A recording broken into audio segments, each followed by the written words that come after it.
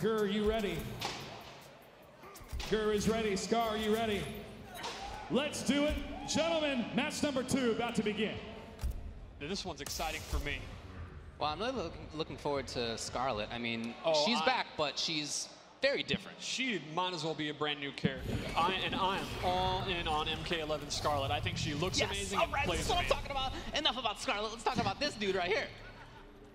So you immediately gravitated toward this character. You should probably tell everyone why, because he's very unique. There's no doubt about it, yeah. So obviously he's the grappler. By the way, some other characters have that too. It's not just him, but Baraka yeah, he also does have a command grab. He does have a command grab. So Geras has a really strong command grab that goes really far. Corner carry is excellent. He has some good buttons, and man, some of his there's the command grab, and you see how long he holds you. It has the unique property where if he's near a wall, he then makes a sand wall and throws you into it. It does a lot more damage when that happens as well. He has little kind of atrocitus sort of semi-zoning, as you saw right there. He also has some crazy stuff in the variations, and I'm not sure which ones he ended up with here, but he's got some real nutty tools, let me tell you. He has a rewind time move. He has a move where he can actually remove time from the clock. He is a very unique, he's like a hybrid character of a weird kind of trap character, and then with the command grab. Yes. Yeah, very, very funky design. But these buttons right now out of Skarlet, the range is incredible. Skarlet is the footsie's queen, the mid-range queen, in my opinion. She uses blood to conjure weapons, and they all have excellent range. Oh, hold on here. Multiple projectiles, and there's the fatal blow. So when you're down below a certain percentage of life, you get access to the fatal blow. Yes. And it is a huge amount of damage, as you can see, round-winning damage. It is big damage, and they have armor. And armor's not as prevalent as it has been in previous games. You're really gonna have to use your mid-range to just avoid stuff. So the fatal blow is gonna be one of the best ways to have armor. It is not tied to your stamina bar at all, which means you don't have to use your resources. In previous games, you'd have to give up all your resources to do an X-ray attack. Now with Fatal Blow, you're free to use it if you have 30%, which just inherently makes them so much more powerful. Sure, yeah, you'll get it every game, every round. The catch is, once it hits, you can't use it again. So one of the meta of the game is going to be decide, do you want to make a comeback in round 1 like we just saw? Ger will never have his Fatal Blow again now that he's used it. Oh, in the whole game? In the whole game. Oh, I thought it was rounds. Wow. That is really big. So they are absolute game changers that are extremely strong, but you only get the one cash in. That was his command grab. Same one, it's just at the wall, like Bit was saying, it's a little bit different. And he can hold the button to throw them even further, like carry them even further. Oh, now the fatal blow's there for Scar. And that's the crushing blow. That my God, look at the damage. So the way that one works is the last hit's an overhead of the string. If you duck block, you get the crushing blow. He also has a low where he does sand trap. So it's a 50-50. If they think you're going to do the low sand move, they duck. And if they get hit by that overhead, they lose 40% of their life because of the crushing blow. I see, okay.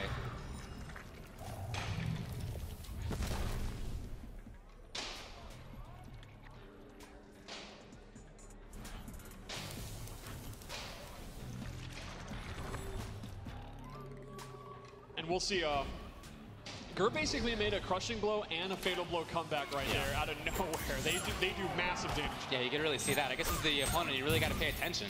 Combos in general in this game are significantly shorter than they've been in the past, and they do less damage.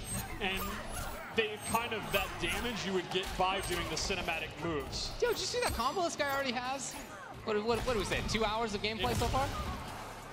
So one of the big things would be to use your crushing blow or your fatal blow to get damage instead of doing combos. That's not to say combos are not still a big part of the game, but they're going to be somewhat less prevalent. Like, there's less moves that combo without using an amplified move, or there's less strings that pop you up.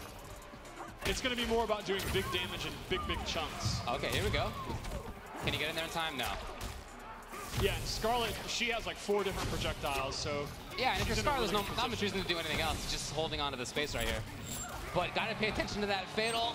Oh, okay. Fatal blow was available. Didn't end up coming up. Skarlet is a good example of how the offense works in this game. Her back 2 is that scythe move that's an overhead, but it does not pop you up, and it is unsafe if blocked. Okay. But then her back 3-4, that can pop you up in the corner. So she has a low that can pop you up, but she does not have an overhead.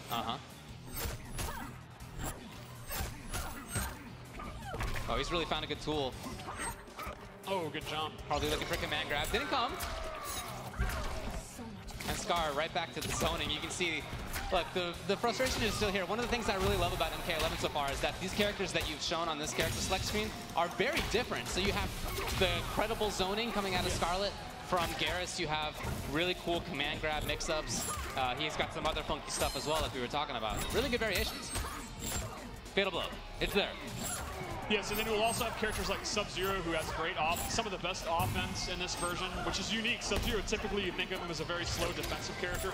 I really don't think he is in this one. He's quite different, yeah. And Sonya's also has really, really good mix-ups.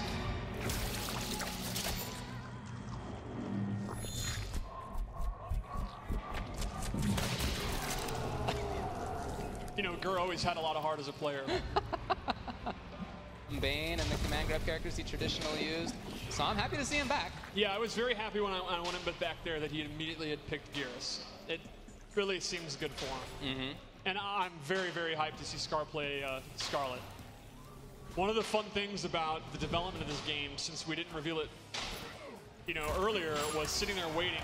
I can't wait to see some of these, you know, which pro player is going to play which this character. And I knew Scar was going to lose his mind, because in MK9 he came in late, and he was the best Skarlet in the world at one point. But Injustice came out, and he never really got the chance to like get an Evo top 8 or an MLG top 8, even though he was very talented even back then.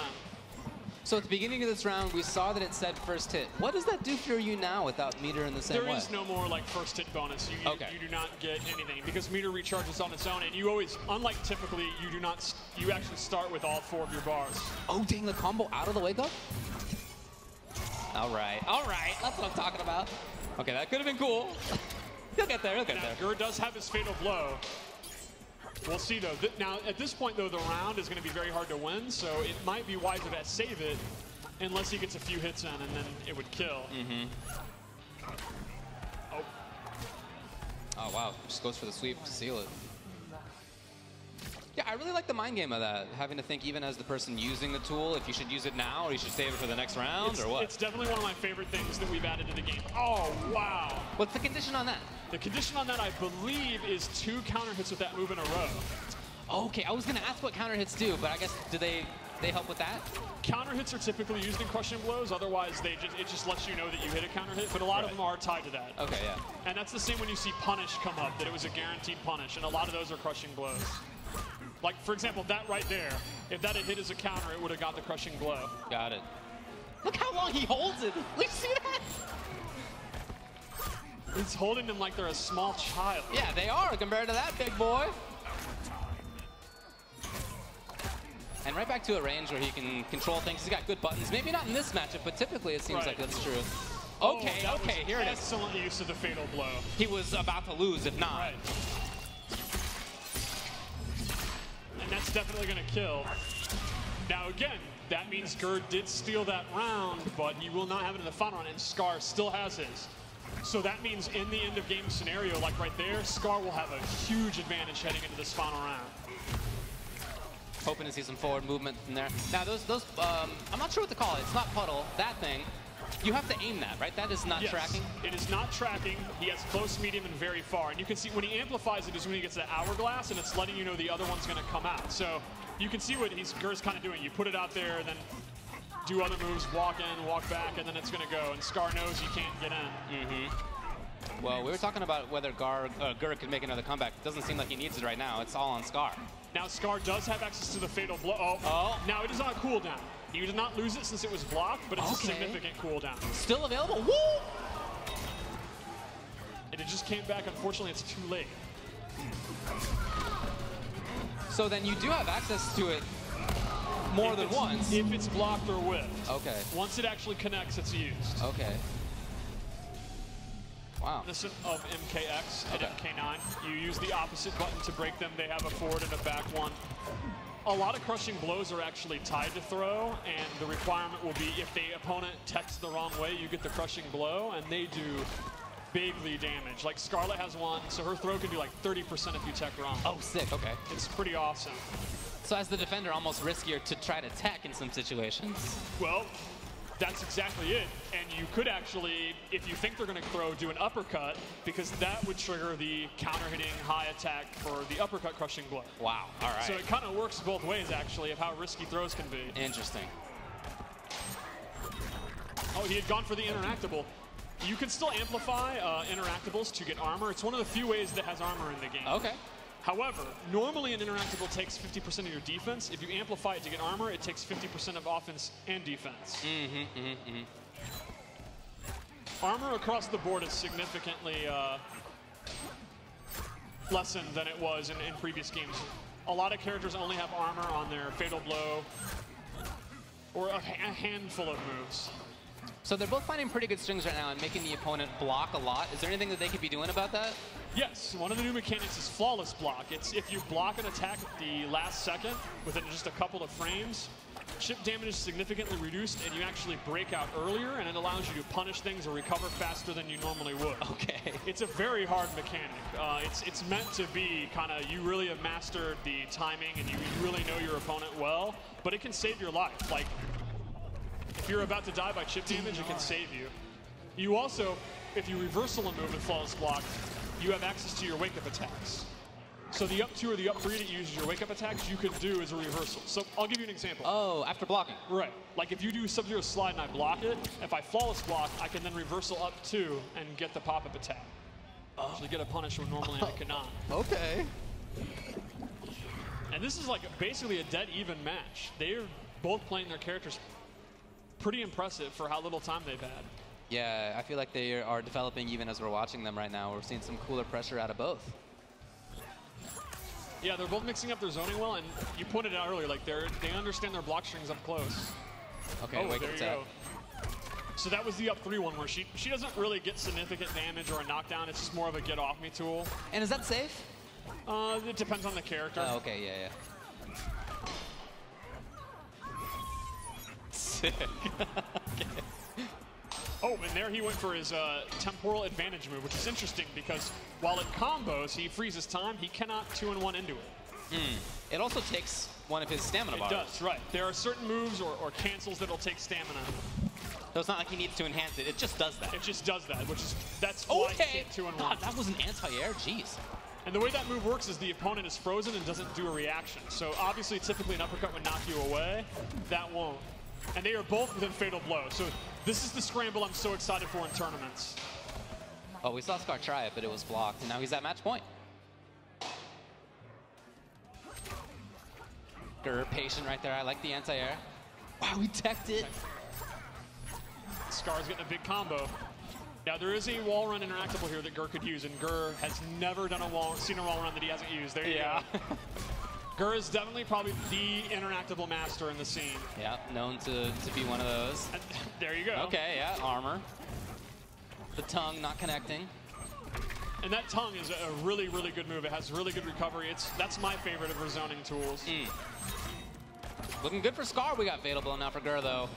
Oh. He tried. He tried. The armor does not activate for a few frames. Okay. So while it's very good armor and it's a good tool to have, it's not foolproof. Oh, that might be about it. Yeah. That's going to be it. Scar takes it. Well, that's a really good back and forth, and I love seeing the display of footsies from both. I like seeing the different offense, the different timings. Very cool. I'm really excited to find out more about, you know, how you trick.